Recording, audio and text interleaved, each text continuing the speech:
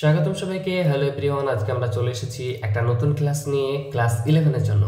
তোমরা যারা সদ্য ক্লাস 11-এ উঠেছো বা সায়েন্স নিয়ে পড়ার চেষ্টা করছো বা পড়তে শুরু করে দিয়েছো অলরেডি, তাদের জন্য আজকে ম্যাথমেটিক্সের একটা চ্যাপ্টার শুরু করতে চলেছি, নাম হচ্ছে সেট তত্ত্ব। তোমরা ইতিমধ্যে থাম্বনেল দেখে নিয়েছো এবং সেই চ্যাপ্টারের আলোচনা আমরা শুরু করব।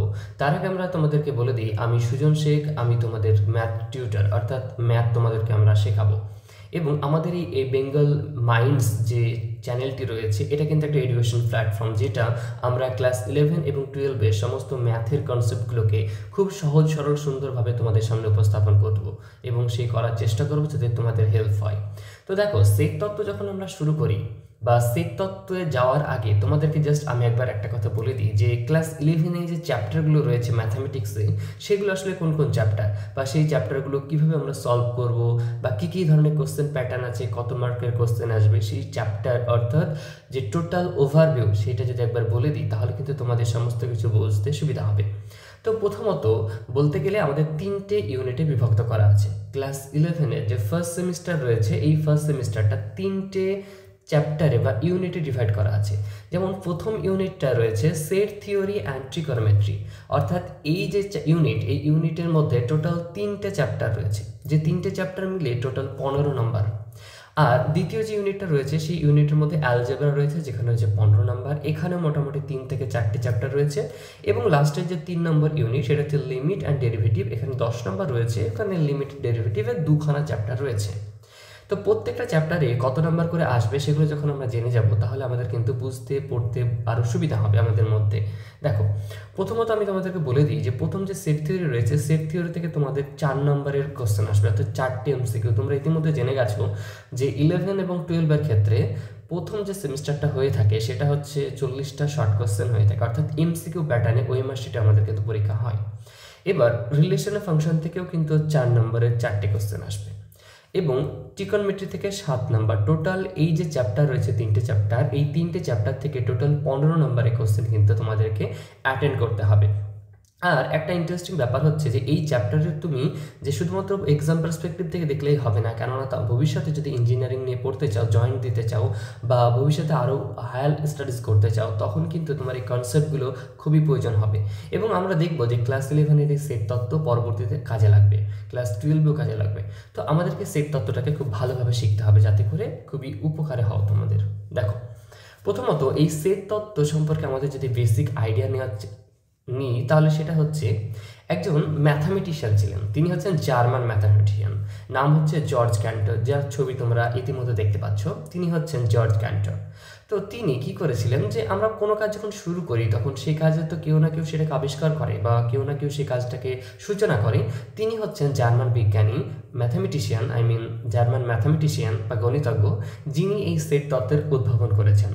তা আসলে সেট তত্ত্বটা কি, মানে একদম খুবই জটিল ব্যাপার কি না কঠিন ব্যাপার? না, আসলে এটা সেট তত্ত্ব সহজ। তোমাদের এক দুটো উদাহরণ দিয়ে তাহলে কিন্তু তোমরা বুঝতে পারবে। যেমন ধরো, আমরা যারা গ্রামে থাকি বা শহরে থাকি, যেখানে থাকি না কেন, আমরা অনেক ধরনের কথা শুনি, যেমন হচ্ছে কাপের সেট, ডিশের সেট, শুনি তো। তো ওই যে সেট, অর্থাৎ কাপ, ডিশ, সেট একসাথে যখন কোনো কিছুকে থাকে, তখন সেগুলোকে আমরা সেট হিসেবে ডিফাইন করি। সেম জিনিসটাও কিন্তু ম্যাথামেটিক্সের ক্ষেত্রে কাজে দেয়, অর্থাৎ একসঙ্গে যখন অনেকগুলো জিনিসকে একসাথে সুন্দর করে রাখা যায়, তখন সেগুলোকে আমরা সেট হিসেবে উপস্থাপন করতে পারি। সেই সম্পর্কে ডিটেলসে আমরা আসলে ম্যাথের ভাষায় কী বলতে বোঝাই সেগুলো আমরা দেখব। এখন জর্জ ক্যান্টর কে ছিলেন? তিনি হচ্ছেন জার্মান ম্যাথামেটিশিয়ান এবং তিনি 1845 থেকে 1918 খ্রিস্টাব্দ পর্যন্ত বেঁচে ছিলেন, এবং যার মধ্যে তিনি এই সেট তত্ত্ব সম্পর্কে এক অনবদ্য এবং অনবদ্য এবং সুন্দর একটা পদ্ধতি আমাদের জন্য কিন্তু উপস্থাপন করে গেছেন, যার মাধ্যমে গণিতের অন্যান্য যে শাখাগুলো রয়েছে সেগুলো আরও উপকৃত হয়েছে এবং সাফল্যমণ্ডিত হয়েছে। এবার আমরা এই সেট বলতে কি বোঝাই গণিতের ভাষায়, আমরা নর্মাল জীবনে, বাস্তব জীবনে কি বলে সেগুলো তো দেখলামই। এখন সেট তত্ত্ব সম্পর্কে আমরা সেটা জানবো যে গণিতের ভাষায় আসলে সেট বলতে কি বোঝায়। তো দেখো, সেট বলতে বোঝায় set is a well defined collection. Collection মানে কি? কালেকশন যদি আমরা ভালো করে বোঝার চেষ্টা করি, এইখানে যে কালেকশন কথাটা রয়েছে, কালেকশন বলতে বোঝায় সংগ্রহ। সংগ্রহ তার মানে আমরা দেখতে পাচ্ছি যে সংগ্রহ করতে হবে। কিসের সংগ্রহ করতে হবে? বলছে অফ ডিস্টিংক্ট অবজেক্ট। ভালো করে খেয়াল রাখো, এটা কি হচ্ছে ডিস্টিংক্ট অবজেক্ট, মানে হচ্ছে এমন অবজেক্ট যেটাতে সুসঙ্গত হবে, অবশ্যই সুসঙ্গত, এবং ডিস্টিংক্ট মানে আলাদা আলাদা, আলাদা আলাদা। আলাদা আলাদা হচ্ছে তোমার জিনিস হবে। অর্থাৎ সেট তত্ত্বের ক্ষেত্রে আমরা যেটা ইম্পর্টেন্ট জিনিস দেখব সেটা হচ্ছে কিছু একটা সংগ্রহ করব কি আলাদা আলাদা অবজেক্ট। অবজেক্ট মানে হচ্ছে উপাদান, উপাদান অর্থাৎ আলাদা আলাদা উপাদান কিন্তু আমরা বাছাই করব। শর্ত কি? তাহলে কি আমরা যে কোনো উপাদান বাছাই করতে পারি না, এর একটা শর্ত আছে, সেটা হতে হবে কি ওয়েল ডিফাইন। ওয়েল ডিফাইনকে বলা হচ্ছে সুসংগত। ওয়েল ডিফাইনকে বলা হবে কি সুসংগত। অর্থাৎ আমরা দেখব যে কি হয়েছে না তো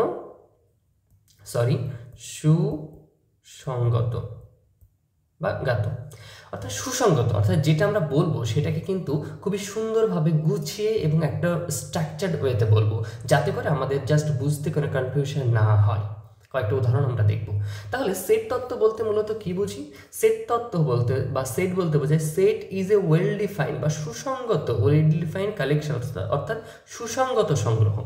অর্থাৎ সেট বলতে বোঝায় সুসংগত সংগ্রহ, এবং সেটা হতে হবে কাদের না, তো ডিস্টিংক্ট অবজেক্ট, আলাদা আলাদা পৃথক পৃথক ভিন্ন ভিন্ন আলাদা আলাদা উপাদানের হতে হবে। এটা কিন্তু সেম উপাদানের হবে না। কেন? পরে এবার দেখবো। এবং which are the independent of order. Independent of order বলতে কি বোঝায়? ইন্ডিপেন্ডেন্ট অফ অর্ডার বলতে বোঝায় যে সেটা কখনো কিন্তু ডিপেন্ড করবে না। যেমন আমরা একটা উদাহরণ নিচ্ছি, আমরা বললাম 1 থেকে 2, তাহলে এ আবার বলে দিই ক্যাপিটাল লেটার দিয়ে কিন্তু সেটকে আমরা অঙ্কের ভাষায় ডিনোট করি। তাহলে এ একটা সেট নিয়েছি যেখানে রয়েছে ছোট হাতের এ, ছোট হাতের বি, ছোট হাতের সি, ছোট হাতের ডি, ছোট হাতের ই। তাহলে এইগুলোর মধ্যে দেখো এখানে কি রয়েছে A B C D E. আমরা জানি এগুলো হচ্ছে সংখ্যা, আই মিন ইংরেজি অ্যালফাবেট। আবার ধরো আমি এ না দিয়ে আমরা বি নামে আরেকটা সেট নিলাম, সেই বি সেটটা কি হচ্ছে, তো বি সেটের মধ্যে আছে 1 2 3 4 5। তো এখানে আমরা দেখতে পাচ্ছি সেটগুলো কিন্তু ভিন্ন ভিন্ন, প্রত্যেকটা আলাদা। কিন্তু যদি আমি একটা সেট নিই সি, যেখানে লেখা আছে 3 2 1 4 5, তো এখন তুমি জাস্ট যাচাই করে দেখো যে আসলে কি বলতে চেয়েছে। এখানে 1 রয়েছে, 1 রয়েছে, অর্থাৎ দুটোতে দেখো 1 2 3 4 5 পর্যন্ত আছে, কিন্তু কোনোটাতে 1 আগে আছে, কোনোটাতে কত আগে আছে, 3 আগে আছে। কিন্তু দুটো কিন্তু কখনোই আলাদা নয়। দুটো কি? দুটো হচ্ছে সেম, দুটো হচ্ছে সেম, এ আর বি বলে নয়, দুটোই হচ্ছে বি বা দুটোই হচ্ছে সি। অর্থাৎ অর্ডার অফ ইন্ডিপেন্ডেন্ট মানে কে আগে কে পরে এটা কিন্তু ম্যাটার করে না সেটের ক্ষেত্রে। এখন যদি আমরা বাংলা ভাষাতে সেটা বোঝার চেষ্টা করি, সেটা হচ্ছে আমরা বলবো কি সেট হল সুসংগত বস্তুসমূহ সংগ্রহ। অর্থাৎ সুসংগত বস্তুসমূহ সংগ্রহকে আমরা সেট বলে ডিনোট করে থাকি। এখন সেটের বাকি অংশগুলো যদি দেখার চেষ্টা করি তাহলে আমরা কি দেখব? দেখো, সেটের ক্ষেত্রে গুরুত্বপূর্ণ আরও যে বিষয়গুলো হচ্ছে সেগুলোর মধ্যে হচ্ছে যে 1 নম্বর পয়েন্টটা দেখো, বলছে এই সেটগুলো সেট কিনে আমরা একটু যাচাই করে দেখি যাতে করে আমাদের বুঝতে আরও সুবিধা হয়। প্রথমত বলেছে 10-এর চেয়ে ছোট অযুগ্ম স্বাভাবিক সংখ্যাগুলো। তো এখন 10-এর থেকে ছোট কোনগুলো হতে পারে? আমরা 10-এর থেকে ছোট বলতে 1 2 3 4 5 6 7 8 9 10 এগুলোই বুঝি, তাই তো? 10-এর থেকে ছোট মানে 10 পর্যন্ত এই সংখ্যাগুলো রয়েছে। এর মধ্যে কোনগুলো কোনগুলো 10-এর থেকে ছোট এবং অযুগ্ম হবে? অযুগ্ম মানে বিজোড় সংখ্যা। তাহলে দেখো 1 হবে, 3 হবে, 5 হবে, 7 আর 9, এই কটাই হবে যেগুলো হচ্ছে এই সংখ্যাগুলোর মধ্যে থাকবে। তো আমাদের শর্ত কি ছিল? আমাদের একটাকে সেট বলতে গেলে তার জন্য 3টে শর্ত ছিল। 1 নম্বর হচ্ছে ওয়েল ডিফাইন হতে হবে, ওয়েল ডিফাইন, বা বাংলায় বললে কি বুঝবো আমরা? সুসংগত। তার মানে আমাদেরকে দেখতে হবে এটা সুসংগত কিনা। তো দেখো এখানে সুসংগত কিনা, হ্যাঁ অযুগ্ম স্বাভাবিক সংখ্যা, এটা কিন্তু সঠিকভাবে বলে দেওয়া আছে। এবং কত বলেছে? 10-এর থেকে ছোট, তার মানে এই বলাতে কোনো ভুল নেই। তার মানে 1 নম্বর যেটা বলা আছে সেটা কিন্তু কোয়ালিফাই করেছে, ঠিক আছে। 2 নম্বর কি ছিল? 2 নম্বর প্যাটার্ন ছিল আমাদের এটা হতে হবে ওয়েল ডিফাইনের পর যেটা হয় সেটা হচ্ছে ডিস্টিংক্ট হতে হবে, ডিস্টিংক্ট অবজেক্ট। তার মানে এই যে অবজেক্টগুলো দেখো, এই ক্ষেত্রে দেখো 1 3 5 অথবা 9 এবং 7, এগুলো কি সব আলাদা আলাদা? অবশ্যই, এই জন্য এগুলো হচ্ছে ডিস্টিংক্ট অবজেক্ট হয়ে গেল। এবং এগুলো 3 নম্বর কি ছিল? এগুলো হচ্ছে independent of order, independent of order. তাহলে অর্ডারে ইন্ডিপেন্ডেন্ট কিনা দেখি। হ্যাঁ, আমরা এটাকে এভাবে লিখতে পারি 1 2 3 4 যেগুলো লেখা আছে, আমরা এখানে হয়তো একটা নাম দিয়ে দিলাম, বি নাম্বার নাম দিয়ে দিয়েছি, লিখেছি 3 5 7 1 9, কোনো অসুবিধা নেই। তাহলে এইখানে যেগুলো দেখলাম সেগুলোকে আমরা কি বলতে পারি, যথাযথ তিনটে যে সেগমেন্ট আমাদের দেওয়া আছে সেগুলো কিন্তু একদম ফুলফিল করে ফেলেছে, অর্থাৎ তিনটে কিন্তু শর্ত আমাদের এখানে পূরণ করেছে। এবং আমরা দেখতে পাচ্ছি যেখানে উপরে যা লেখা আছে নিচেও কিন্তু একই জিনিসই লেখা আছে ঘুরিয়ে ফিরিয়ে, তো এই জন্য এটা কিন্তু আমাদের জন্য সঠিক। এখন আমাদেরকে আরেকটা জিনিস মাথায় রাখতে হবে যে সেটের ক্ষেত্রে উপস্থাপন কী করে করে। যেমন ধরো আমরা সেট সম্পর্কে যখন উপস্থাপন দেখবো, তোমাদের এখন বলে রাখি, পরবর্তীতে আমরা অবশ্যই দেখবো, তাহলে কিন্তু আরেকটু বেটার হবে। এক নম্বর হচ্ছে সেটগুলোকে আমরা ক্যাপিটাল লেটার লিখব, এ বি সি অথবা ডি যেমনই হোক না কেন সেগুলো হতে হবে কি ক্যাপিটাল লেটারে। এবং পরবর্তীতে আমরা দেখব যে এলিমেন্টগুলো থাকে সেটের ভিতরে সেগুলো হচ্ছে ছোট হাতের এ বি সি ডি, অথবা যে সংখ্যাগুলো থাকে সেগুলো হচ্ছে নর্মালি সংখ্যা আকারে যেমন থাকে সেরকম, আর সবগুলো হচ্ছে দ্বিতীয় ব্র্যাকেটের মধ্যে দিয়ে কিন্তু লিখি। কী দিয়ে লিখি আমরা? দ্বিতীয় ব্র্যাকেটের মধ্যে দিয়ে, অর্থাৎ শুরু হয় দ্বিতীয় ব্র্যাকেট দিয়ে, শেষও হয় দ্বিতীয় ব্র্যাকেট দিয়ে। এইটাই হচ্ছে সেটে আমাদের। এখন সেট সম্পর্কে আরও বিষয় জানার আগে 2 নম্বর এক্সাম্পল বা উদাহরণটা আমরা নিই। 2 নম্বর বলেছে ভারতের নদ নদী সমূহ। তো দেখো ভারতের নদ নদী সমূহ, তো আমরা কি এদের একটা সেট বানাতে পারবো? এটা হচ্ছে তোমাদের কাছে আমাদের প্রশ্ন, যে ভারতের নদ নদী সমূহ। তো দেখো ভারতের নদ নদী, ভারতের যতগুলো নদ বা নদী আছে সবগুলোকে কিন্তু আমরা একটা সেট হিসেবে ডিফাইন করতে পারবো। কারণ যতগুলো নদী আছে সবগুলোর নাম যদি আমি পর পর লিখি দ্বিতীয় ব্র্যাকেটের মধ্যে, তাহলেই তো এটাকে স্যাটিসফাই করা যাবে, তাই না? এবং ওয়েল ডিফাইন, এটা কিন্তু সুসংগত, ঠিকঠাকই বলা আছে কোথাকার নদী, ভারতের বাইরেকার নদীগুলো কিন্তু নিব না। তার মানে দ্বিতীয় যে অপশানটা রয়েছে সেটাও কিন্তু সঠিক। 3 নম্বর বলেছে ইংরেজি বর্ণমালার স্বরবর্ণগুলো হচ্ছে A E I O U, A E I O U. তাহলে এখন লক্ষ্য করো এ ই আই ও ইউ এগুলো কি ডিস্টিংক্ট অবজেক্ট বা আলাদা আলাদা অবজেক্ট? অবশ্যই। এবং এটা কি ওয়েল ডিফাইন? অবশ্যই ওয়েল ডিফাইন, কেননা ইংরেজি বর্ণমালা স্বরবর্ণগুলোর কথা বলেছে, তো এটা কিন্তু ওয়েল ডিফাইন। এবং ইন্ডিপেন্ডেন্ট অফ অর্ডার আমরা এটাকে ঘুরিয়েও লিখতে পারি, যেমন ই আই ও ইউ, তারপর হচ্ছে এ, আমরা দ্বিতীয় প্যাকেটের মধ্যে কিন্তু লিখতে পারি, কোনো অসুবিধা নেই, ইন্ডিপেন্ডেন্ট অফ অর্ডার। এখন 4 নম্বরটা দেখো বিভিন্ন প্রকার ত্রিভুজ সমূহ কী হতে পারে? বিভিন্ন প্রকার আমরা জানি ত্রিভুজের মধ্যে অনেক ভাগ আছে, সমবাহু, সমদ্বিবাহু, সমকোণী, সমদ্বিবাহু, তো অনেক ধরনের ত্রিভুজ আছে। যত প্রকার ত্রিভুজ আছে সবগুলোকে আমরা কি করতে পারি না, তো সব ত্রিভুজগুলোকে আমরা কিন্তু লিখতে পারি। তাহলে এটাকেও বলা যায়। আবার বলেছে 210-এর মৌলিক উৎপাদকগুলো কি হবে? তাহলে আমরা 210কে আগে ভাঙি। তাহলে 210-এর জন্য কি হবে? আমরা দেখো 2 দিয়ে দিলে কি হবে? 2 দিয়ে যদি দেখি তাহলে কি পাচ্ছি না, তো 210 মানে হচ্ছে 2 105। এখন 5 দিয়ে দাও, 5 দুগুণে 10, 5 একে 5। এখন 3 দিয়ে, 3 7 21। তাহলে এখানে আমরা কোন কোন জিনিসগুলো পেলাম? উৎপাদক যদি বের করতে চাই, মৌলিক উৎপাদকের মধ্যে 2 আছে, 5 আছে, 3 আছে, 7 আছে, তো এটাই পেয়েছি। দেখো 2 3 5 7, অর্থাৎ এখানে যা লেখা আছে আর ওখানে যা লেখা আছে দুটোই কিন্তু সেম জিনিস লেখা আছে। আমাদের হেরফের থাকতে পারে, কোনো অসুবিধা নেই। তার মানে দ্বিতীয় যে 4 নম্বর যে এক্সাম্পলটা আমরা দেখলাম সেটাও কিন্তু ভ্যালিড, অর্থাৎ ওয়েল ডিফাইন, ডিস্টিংক্ট অবজেক্ট এবং হচ্ছে ইন্ডিপেন্ডেন্ট অফ অর্ডার আমরা লিখতে পারি। 6 নম্বর এবং লাস্ট নম্বর যে পয়েন্টের কথা উল্লেখ করা আছে এই এক্সাম্পলটা দেখে আমরা দেখি যাচাই করে সেট কি না। তো দেখতে পাবো x² - 5x + 6। তো এখানে আমরা ক্যালকুলেশনটা করি, তাহলে কিন্তু আমাদের সুবিধা হবে। দেখো প্রথমত যদি আমরা এই উপপাদ্যটা বা এখানে যেগুলো দেওয়া আছে সেগুলো আমরা ভালো করে যাচাই করার চেষ্টা করি, তাহলে হচ্ছে আমাদের সমীকরণটা সমাধান করতে হবে। x² - 5x + 6 = 0। তো এটাকে যদি আমরা লিখি তাহলে কী হবে? দেখো উৎপাদকে বিশ্লেষণ করলে x², তাহলে 6কে যদি উৎপাদকে ভাঙি 2 3, আর আমরা জানি 3 আর 2 যোগ করলে কত হয়? 5 হয়। তাহলে 5-এর পরিবর্তে কত লিখতে পারবো? 3 + 2 = 5, x + 6 = 0। বা যাদের অসুবিধা হচ্ছে তারা অঙ্কগুলোকে ভালো করে দেখো, তাহলে কিন্তু তোমাদের জন্য সুবিধা হবে। x² = -3 × x, 3x, এখানে লিখতে 3 × x মাইনাস প্লাসে মাইনাসে -2 × x + 6 = 0। বা কী কমন যাবে দেখো দেখি, x কমন নিলে x - 3, আর এখানে 2 কমন নিলে কত হবে? x - 3। কেন? মাইনাসে প্লাস। আমরা যদি ভালো করে লক্ষ্য করি এই যেখানে মাইনাস আছে, মাইনাসটা কমন নিয়েছি, আর প্লাসটা হয়ে গেল মাইনাস। কেন? মাইনাসে প্লাস হয়ে যাবে। এখন যদি এটা হয় তাহলে আমি কি বলতে পারবো? x - 3 এবং x - 2 = 0। বা কি বলতে পারি? x - 3 = 0 বা x = 3 এবং x - 2 = 0 বা x = 2। তাহলে এখানে আমাদের দুটো মান পাওয়া গেছে, কটা মান পেলাম? দুটো, একটা হচ্ছে এক্স এর ভ্যালু 2 আর একটা এক্স এর ভ্যালু 3। তার মানে যে দুটো মান পাওয়া গেছে সেগুলো কিন্তু আমাদের এইখানে সমীকরণে দেওয়া আছে।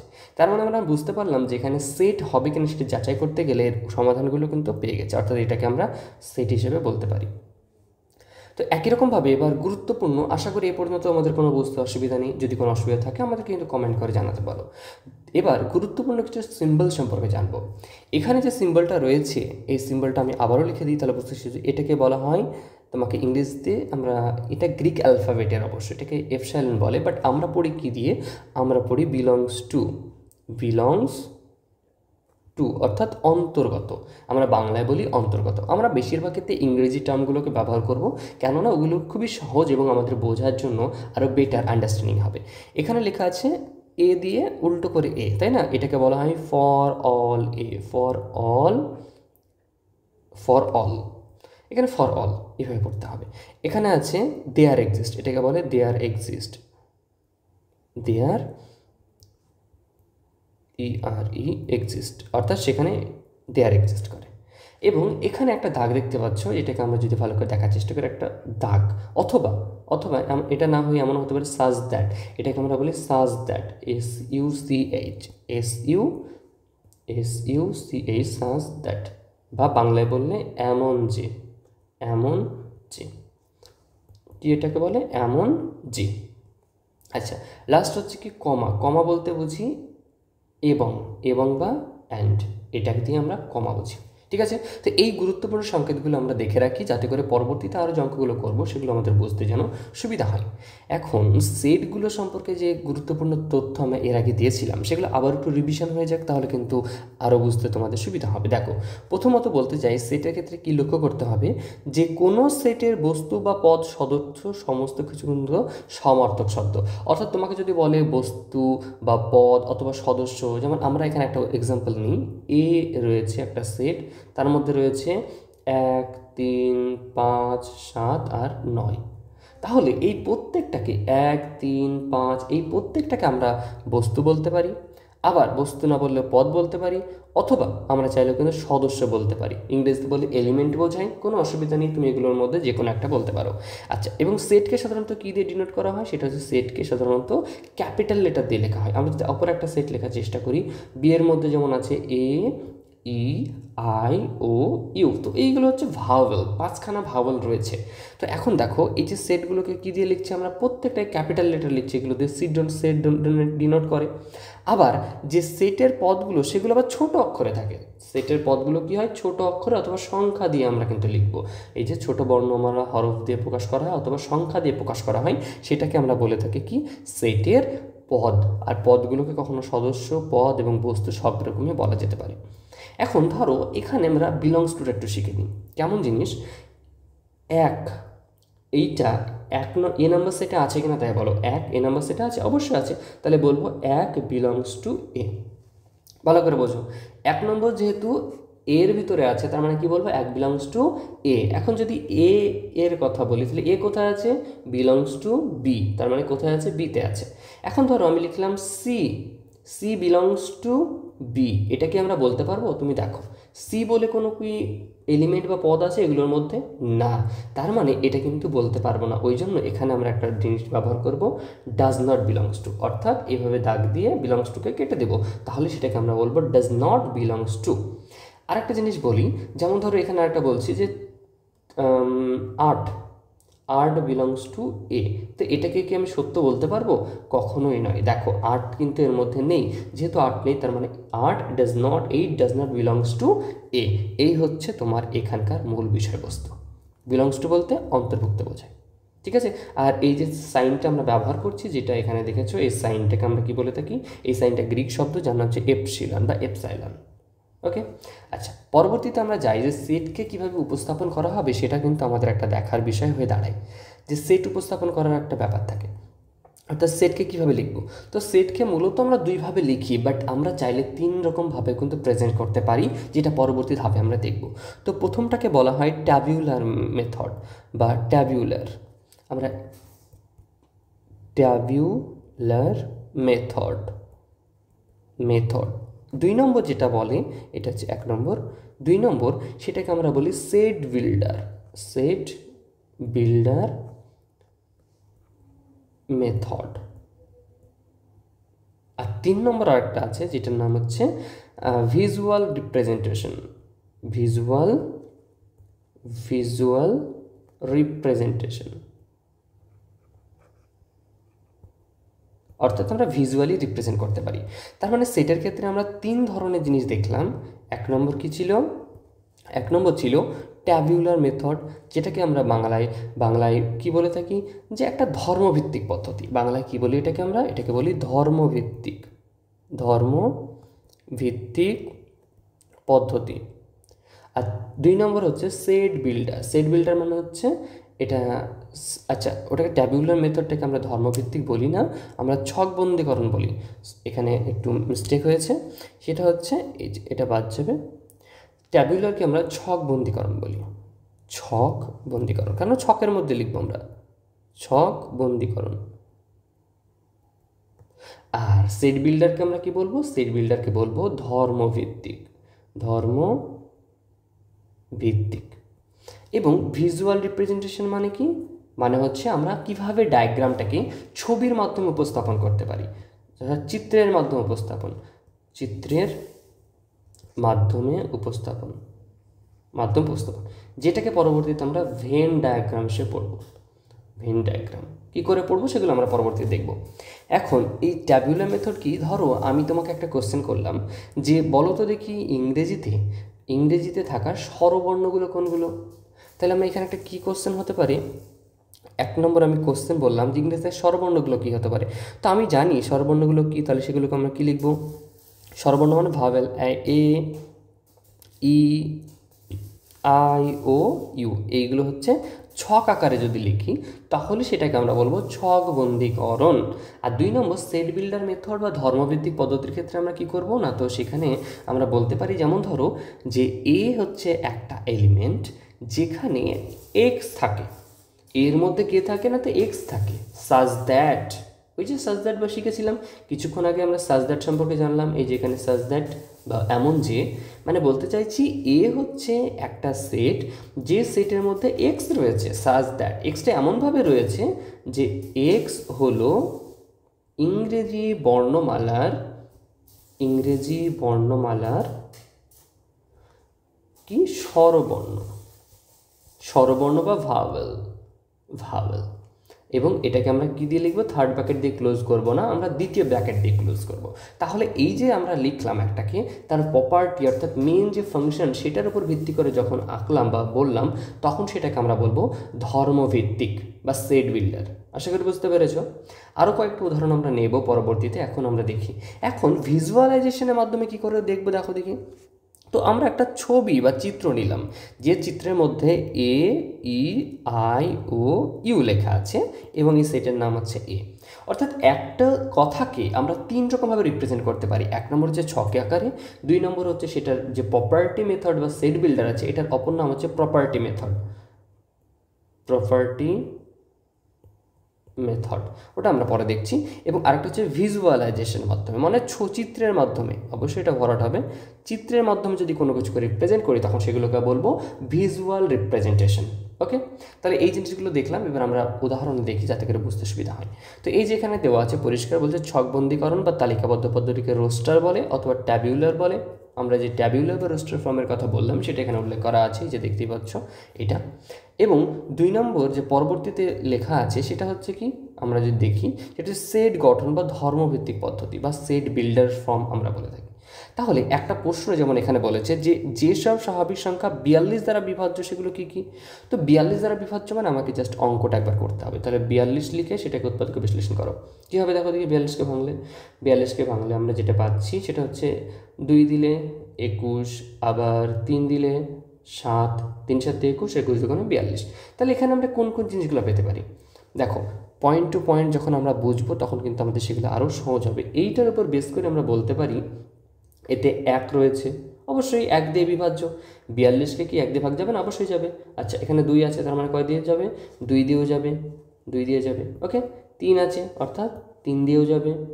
এখানে দেখো দেখি 7 আছে কিনা, হ্যাঁ, তাহলে 7 দিয়ে যাবে। আবার 3 দুগুণে কত হয়? 6, তার মানে 6 দিয়েও যাবে। আবার দেখো 7 আছে, 3 সাথে কত হয় 21, তার মানে 21 দ্বারা বিভাজ্য হবে। আবার লক্ষ্য করো এখানে কত আছে, 7 দুগুণে 14, 14 দ্বারা হবে। আবার 7 দুগুণে 14 হয়ে গেছে, আর বাকি থাকলো কি, আর হচ্ছে নিচে 42 দ্বারাও কিন্তু যাবে। এইগুলোকে যদি আমরা সুন্দর করে উপস্থাপন করতে পারি তখনই সেগুলোকে আমরা বলবো ট্যাবুলার ফর্ম, অর্থাৎ ট্যাবুলার ফর্মে যদি লিখতে পারি, যেমনটা আমরা এখানে লিখে দেখিয়েছি। দেখো এই নাম্বার সেটটাকে নিয়েছি, যেটার ভিতরে হচ্ছে 1 2 3, এখানে আমরা অগোছালো করে সাজিয়েছি, কোনো ব্যাপার না, ওটাই সাজাতে হবে এমন কোনো জিনিস নয়। তাহলে আমরা সাজিয়েও লিখতে পারি 3 6 7 14 21 42।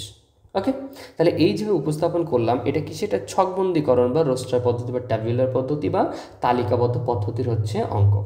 2 নম্বর, আমরা যদি এটাকেই ভালো করে লেখার চেষ্টা করি, এখন দেখলাম এটা কিসে ছিল, এটা ছিল ট্যাবুলার ফর্মে।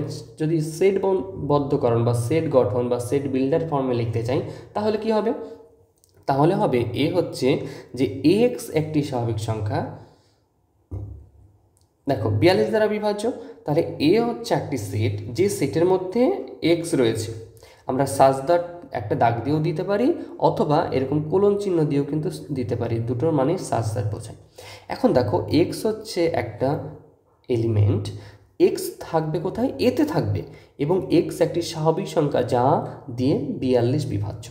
অর্থাৎ একটা সেটকে, যেটাকে আমরা সাজিয়ে গুছিয়ে সহজ সরলভাবে লিখতে পারছিলাম, যেটার নাম দিয়েছিলাম কি ছকবন্দীকরণ বা তালিকাবদ্ধ পদ্ধতি, এবং সেই জিনিসটাকে যদি আমরা ধর্মভিত্তিক পদ্ধতিতে লেখার চেষ্টা করি তাহলে ধর্মভিত্তিক পদ্ধতিতে যেটা দাঁড়াচ্ছে সেটা হচ্ছে কি, এই যে আমরা এইভাবে লিখব, কি আছে না, তো এখানে দেওয়া আছে এ একটি সেট থাকবে যেখানে এক্স রয়েছে, এবং এক্স একটি স্বাভাবিক সংখ্যা যা দিয়ে 42কে ভাগ করা যায়। তাহলে এই পর্যন্ত আশা করি তোমরা বুঝতে পেরেছো কীভাবে আমরা সেটকে উপস্থাপন করব এবং সেই সেটগুলোকে কীভাবে আমরা দেখব। এখন আরও কিছু বিষয় আছে যেগুলো আমরা পরপর দেখব, যাতে করে আমাদের বুঝতে আরও সুবিধা হয়। একটা উদাহরণ নিই, তাহলে কিন্তু আমাদের বিষয়টা ক্লিয়ার হবে। দেখো উদাহরণে বাঁ দিকে ছকবন্দীকরণ পদ্ধতির সাথে ডান দিকের যে মিল আছে কিনা সেগুলো আমরা দেখতে বলেছে। যেমন কেমন হতে পারে, এখন এখানে লক্ষ্য করো 1 নম্বর, এখানে হচ্ছে PRINCIAL, তাহলে এটার সাথে যদি আমি এই সেটটা আমি কি আকারে লিখেছি, এটা হচ্ছে সেট বিল্ডার কিন্তু নয়, সেট বিল্ডার হচ্ছে পরেরগুলো, এইগুলো আমি আগে তোমাদেরকে ডিফাইন করে দিই, তাহলে বুঝতে সুবিধা হবে। এটাকে বলে ট্যাবুলার ফর্ম, আর এই পাশেরটাকে বলা হয় সেট বিল্ডার। এখন দুটোর মধ্যে মিল কোথায় বলেছে, এটার সাথে দেখো প্রিন্সিপাল, আর এটার সাথে একের সাথে ডি এর কিন্তু মিল পাচ্ছ। কেমন মিল পাচ্ছ, আমরা এটাকে যদি ভাঙার চেষ্টা করি, দেখো তাহলে যদি ভাঙার চেষ্টা করি তাহলে কি হবে, আমরা 4 নম্বর ডি নম্বর থেকে শুরু করি। যেমন বলা হয়েছে প্রিন্সিপালের ক্ষেত্রে PRINCIPAL,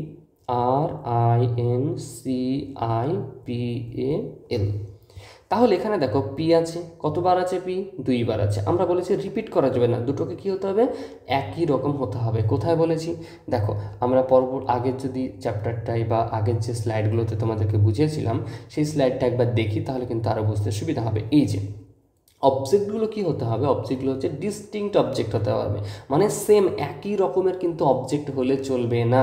বস্তুসমূহ যখন সংগ্রহ করব তখন সেখানে একই রকমের অবজেক্ট হলে চলবে না, তার মানে, এবং সেটা অর্ডার ইন্ডিপেন্ডেন্ট হতে হবে, সেটা আমরা ইতিমধ্যে কিন্তু দেখেছি। তো এখানে দেখো প্রিন্সিপাল যেটা লেখা আছে, এই অক্ষরের মধ্যে পি কতবার এসেছে, 2 বার, কিন্তু যেহেতু আমাকে এটা ডিস্টিংক্ট অবজেক্ট হতে পারে, তো এই জন্য পি 2 বারের বদলে কতবার লিখবো না, তো আমি 1 বার লিখবো।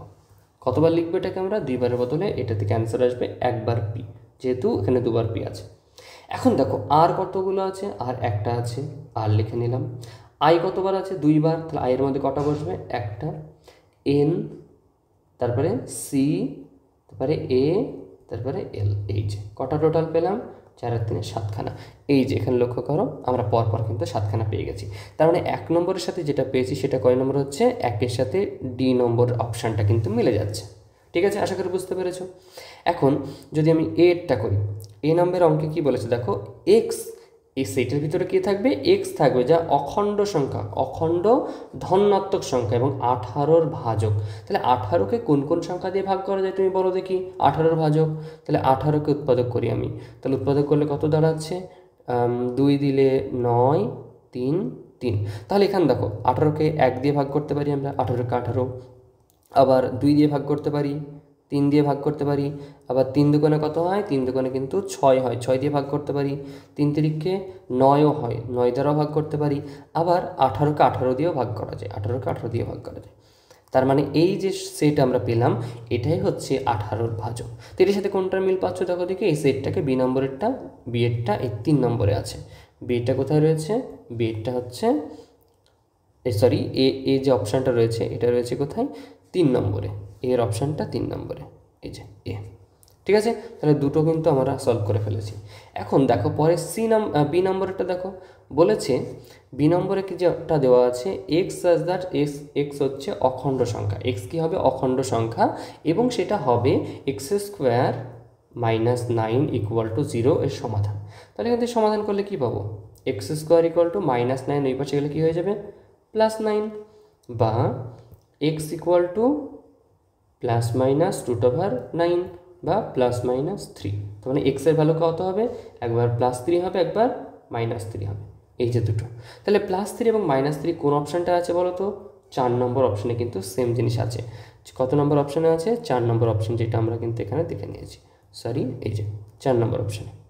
তাহলে এই দুটোর মধ্যে কিন্তু মিল পেয়েছি। এটা কত হচ্ছে? এটা হচ্ছে বি নম্বরেরটা। বোঝা গেল? তাহলে বি নম্বরেরটা কিন্তু এখানে কমপ্লিট, এটা বি নম্বরেরটা কমপ্লিট। এখন লাস্ট আরেকটা অঙ্ক আছে। তো আমরা বুঝতে পারছি 3টি যখন করে ফেলেছি তাহলে আরেকটাই হবে। তো আরেকটা হবে কি হবে না সেটা আমরা যাচাই করে নিব। লাস্ট সি নম্বরেরটা দেখো, সি নম্বরেরটা কি বলেছে? বলেছে এক্স সাজ দ্যাট এক্স একটি অখণ্ড সংখ্যা, এবং এক্সের ক্ষেত্রে এখানে হবে কি? x+1 = কি দেওয়া আছে? x+1 = 1। তাহলে আমি এক্সের ভ্যালু কত পাবো? x = 1। এই একটা এই পাশে এলে কী হবে? মাইনাস হয়ে যাবে, আর মাইনাস হলে কী হবে? -1 অর্থাৎ 0। তাহলে এক্সের ভ্যালু কত দাঁড়ালো? এক্সের ভ্যালু হচ্ছে 0। তো এক্সের ভ্যালু কোথায় আছে? 0, এই যে সেটের মধ্যে এক্সের ভ্যালু রয়েছে কি? সেটের মধ্যে 0। তাহলে এটা হচ্ছে অপশান নাম্বার কত? এই অপশানটা হচ্ছে সি নাম্বার অপশান, যেটা আমরা ইতিমধ্যে পেয়ে গেছি। বুঝতে পেরেছো? তো আশা করি তোমরা এই যে সেট তথ্য সম্পর্কে এবং সেটকে রিপ্রেজেন্ট করার ব্যাপারে যে তথ্যগুলো আমি তোমাদের সামনে উপস্থাপন করেছি সেগুলো সম্পর্কে আশা করি তোমাদের কোনো সমস্যা না থাকা উচিত। আমরা পরবর্তীতে আরও অনেক বিষয় সম্পর্কে জানবো। এই চ্যাপ্টারে কিছু এমসিকিউ করবো যেগুলো আমাদের এক্সাম পার্সপেক্টিভ থেকেও গুরুত্বপূর্ণ, এবং আমাদের এই চ্যাপ্টার সম্পর্কে ওভারভিউ বা ভালো একটা আইডিয়াল ধারণা পেতেও কিন্তু সাহায্য করবে। তো আজকে এ পর্যন্ত, আবারও দেখা হচ্ছে পরবর্তী কোনো একটা ক্লাসে। ততক্ষণ পর্যন্ত আমাদের চ্যানেলের সাথে তোমরা থাকো, আর অন্যান্য যেসব কন্টেন্টগুলো আমরা ক্লাসগুলো আপলোড দিতে শুরু করেছি সেগুলো তোমরা দেখতে থাকো। তো আবারও দেখা হচ্ছে পরবর্তী কোনো একটা সময়ে। ততক্ষণ পর্যন্ত all the best. Thank you.